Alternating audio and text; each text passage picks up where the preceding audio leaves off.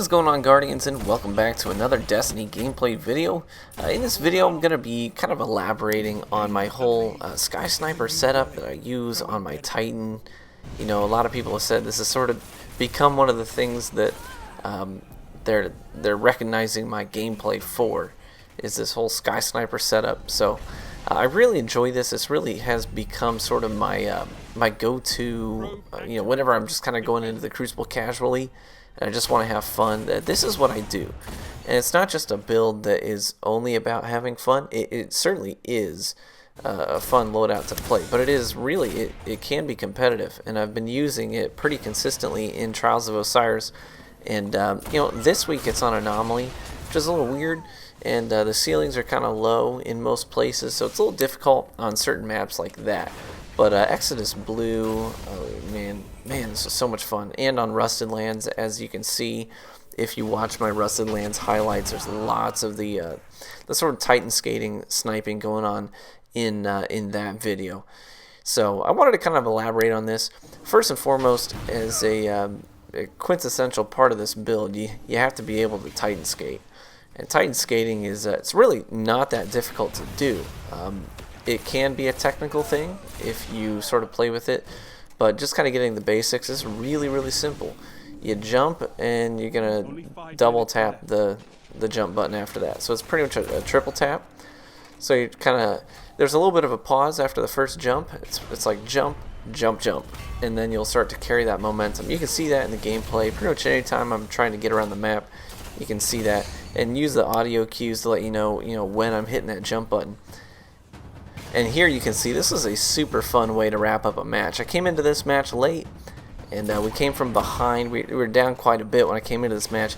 We came from behind. You see here, skating around the corner, that guy was waiting for me with his rocket launcher out. He had heavy ammo, and that's exactly what this build is all about. I came around that corner. He was expecting me to come around sort of at general head level, like I'm going to sprint around the corner to try and push that relic, but with the Sky Sniper technique, you can skate around the corner from way above his sight line, and it works out really well in 3v3. In 6v6, it's not really the best approach because there's a lot of eyes out there. But in a 3v3 scenario where you, especially like that, I eliminated one guy, so I know I'm going up against just a couple more, then that's a really great way to approach that scenario.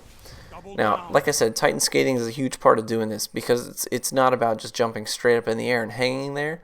That's usually a pretty bad approach. Sometimes there are moments when you can do that, like if you know someone's behind cover waiting. That's a great way to get a sort of elevated position on them. But I don't do that very much. Most of what I do is more horizontal skating as I'm shooting than more jumping straight up. So there are moments when that's the best call, but generally speaking, I don't do it. Like here, I'm skating and I swivel, do a 180, and I can get the 2-tap on that Super Ring Hunter. That was a really fun way to end up that match. But anyways, so much fun to do. I'm not gonna do a guide on Titan skating. There are dozens out there. Planet Destiny has one that's pretty good, and it'll give you everything you need to know about Titan skating. So feel free to look that up. If I could probably find it and link it in the description for you, but I won't reinvent the wheel. They've already done a good job explaining it, so there's no point in me rehashing what someone else has already created good content for. So feel free to go check that out. Now also, this sniper rifle, I literally get asked all the time about this sniper rifle, so I'll just answer it here in the video.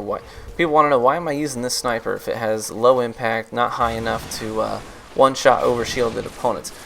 There's a couple main reasons. The first and foremost is the scope. The sight on this sniper is the lowest possible zoom, which is really, really important for this build.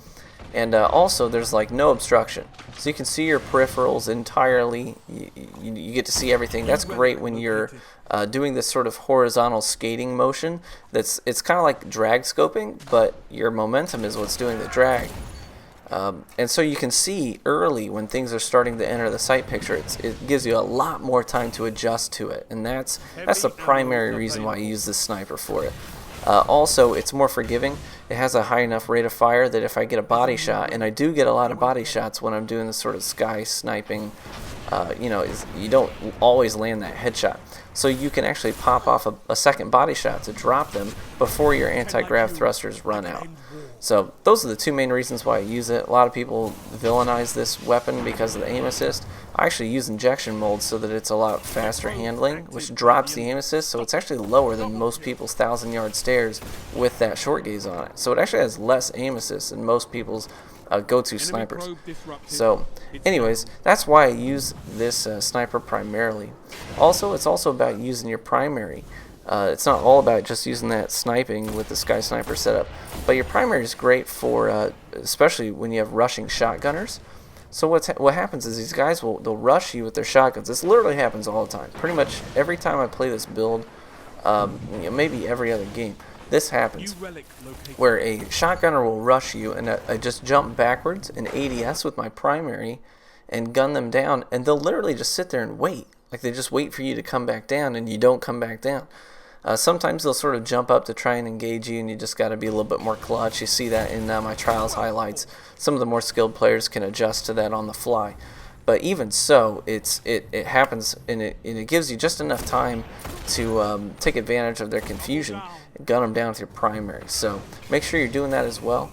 And hopefully, guys, you actually give this build a shot. It's not just about being showy. It's not just a gimmicky thing, but it really is helpful, and it can be a really fun and effective build to use. I found it to be highly entertaining and effective. So hopefully give it a shot. Let me know what you think, and we'll catch you in the Crucible, guys.